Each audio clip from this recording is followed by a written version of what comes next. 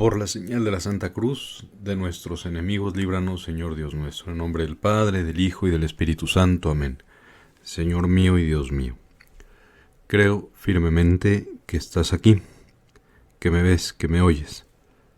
Te adoro con profunda reverencia. Te pido perdón de mis pecados y gracia para hacer con fruto este rato de oración. Madre mía Inmaculada, San José, mi Padre y Señor Ángel de mi guarda, intercedan por mí. Pues ayer, domingo, en México se celebró la jornada de oración por la paz que convocó la Iglesia Católica, invitando a diferentes grupos religiosos para que se unieran en esta intención, para pedirle al Señor el don de la paz que tanta falta nos hace especialmente en nuestro país, México, que como sabemos está patas para arriba, ¿no? Y tanta gente sufre a causa de la violencia, ¿no? De la impunidad, ¿no? Quien hace el mal pues no recibe castigo, ¿no? No hay orden por parte de la autoridad, no es el lugar del sálvese quien pueda. Y por eso la Iglesia nos invitó ayer, y lo continuamos haciendo hoy, a rezar, a pedirle al Señor, al Príncipe de la Paz, que nos conceda ese gran don, tan necesario siempre y especialmente hoy. Y tú, Jesús, hoy nos sacas de onda, como decimos por ahí, nos dices cosas en el Evangelio que aparentemente contrastan con esa necesidad de paz. Efectivamente nos dices, en aquel tiempo, a través de Mateo, Jesús dijo a sus apóstoles: no piensen que he venido a traer la paz a la tierra. No he venido a traer la paz, sino la guerra. Y continúa el apóstol: he venido a enfrentar al hijo con su padre, a la hija con su madre, a la nuera con su suegra, y a los enemigos de cada uno, que de cada uno serán los de su propia familia. Luego nos invitas a poner orden en nuestra vida, en nuestros amores. El que ama a su padre y a su madre más que a mí, no es digno de mí. El que ama a su hijo o a su hija más que a mí, no es digno de mí. Y el que no toma su cruz y me sigue, no es digno de mí. ¿Cómo está esto? Por un lado, Señor, nos dices en este Evangelio que no has venido a traer la paz, sino la guerra. Por otro lado, la Iglesia, que es tu cuerpo, nos dice que hay que pedir el don de la paz, y por supuesto tú, que eres el príncipe de la paz, como fruto de tu resurrección, lo primero que otorgas a los apóstoles y a la Iglesia es la paz esté con ustedes.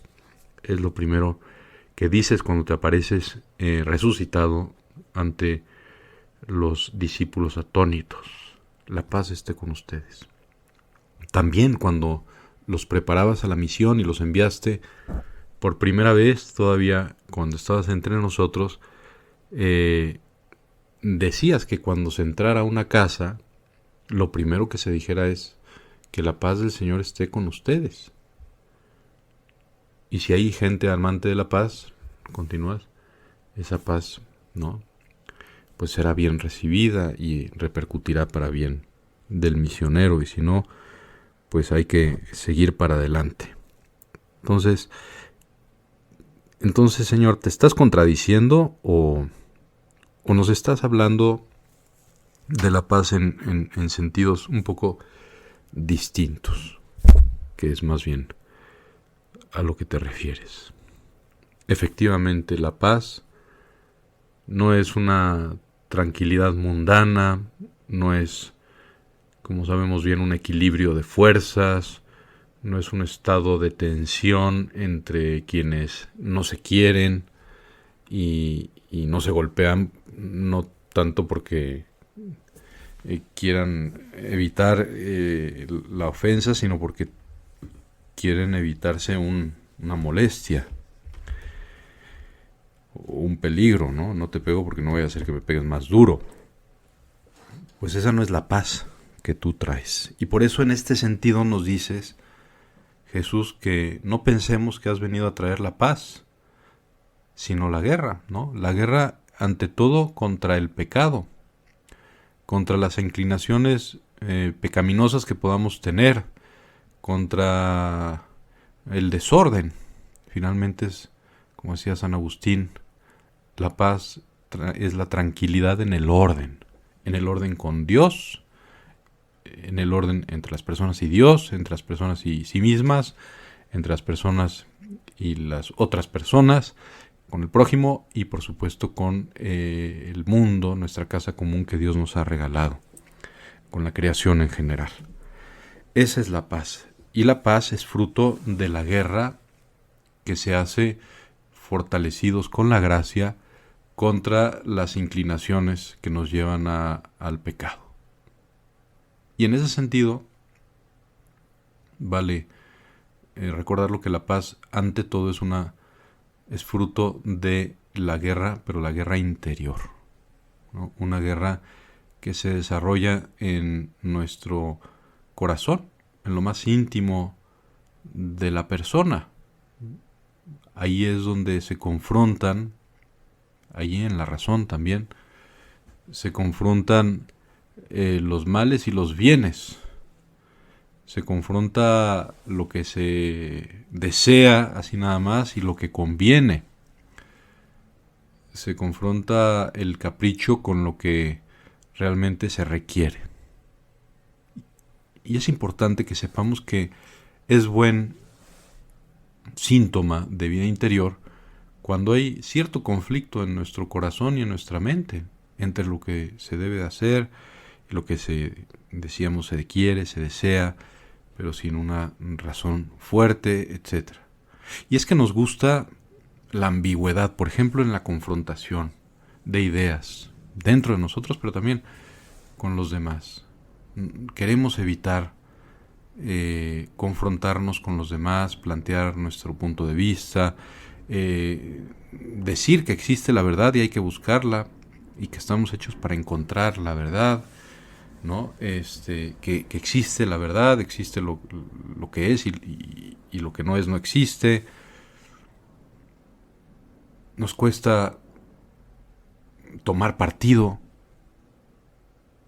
no queremos comprometernos con la verdad, con nuestra fe.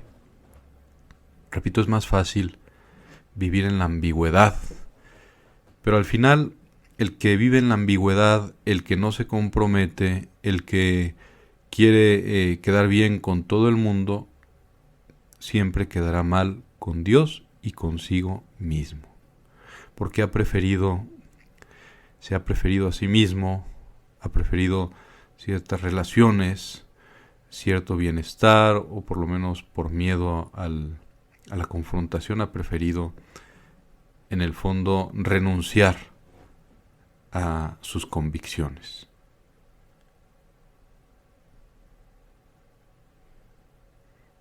Por eso Jesús nos dice hoy también que el que salve su vida la perderá. El que salve su vida porque no se compromete, el que no denuncia el mal, el que salva su vida porque prefiere no actuar y no hacer cosas buenas para salvar su vida, su prestigio, sus conveniencias. El que salve su vida aquí en esta tierra la perderá. Es decir, el que salve su vida aquí, al final será juzgado y no podrá entrar en el cielo. ¿Cuánto nos falta a nosotros, los católicos, un verdadero compromiso? Uno se pregunta cómo es posible que, siendo la mayor parte de los ciudadanos de este país, de México, católicos, no haya un esfuerzo personal, concreto, por ser buenos, por hacerlo mejor, por evitar hacer el daño a los demás. Somos católicos de dientes para afuera, pero al final no somos católicos comprometidos. Nos da miedo. Y a la Iglesia también, en cuanto a estructura visible, y a quienes estamos encargados de la formación, también nos vendría bien pensar si no hemos claudicado en la exigencia de que se tiene que vivir con coherencia la fe en nosotros, por supuesto, en primer lugar, como sacerdotes, diáconos, como obispos, pero también enseñarlo a vivir pues a los laicos, ¿no? Ser comprometidos con Cristo. Preferir a Cristo siempre nos traerá al final, aunque haya guerra interna, nos traerá al final la paz que Cristo nos ofrece, que Cristo nos ayuda a conseguir. Convirtámonos con la ayuda de la gracia y haremos que este país y donde tú te encuentres sea un país mejor. Te doy gracias, Dios mío, por los buenos propósitos, afectos e inspiraciones que me has comunicado en este rato de oración. Te pido ayuda para ponerlos por obra. Madre mía Inmaculada, San José, mi Padre y Señor, ángel de mi guarda, intercedan por mí.